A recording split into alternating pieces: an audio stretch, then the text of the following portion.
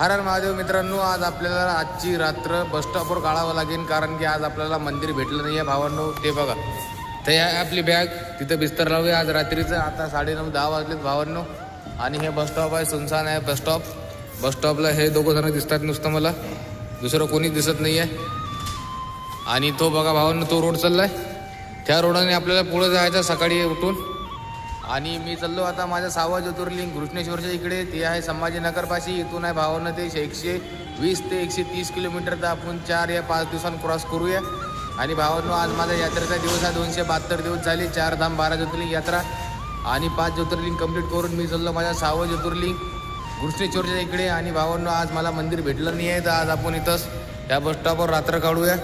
रात्रीचं कोणी हाय नाही, इथं एकटा आपणच आहो.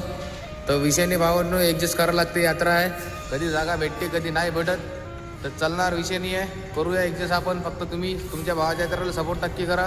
कमेंटमध्ये हर हर महादेव लिहा भावांनो. तुम्ही जेवढे हर हर महादेव लिहता कमेंटमध्ये, तेवढा तुमच्या भावाला हौसला भेटते आणि वाटते की कोणतरी हाय म्हणून आपल्याला सपोर्ट करायला. तर तुम्ही सपोर्ट करा, कमेंटमध्ये हर हर महादेव लिहा.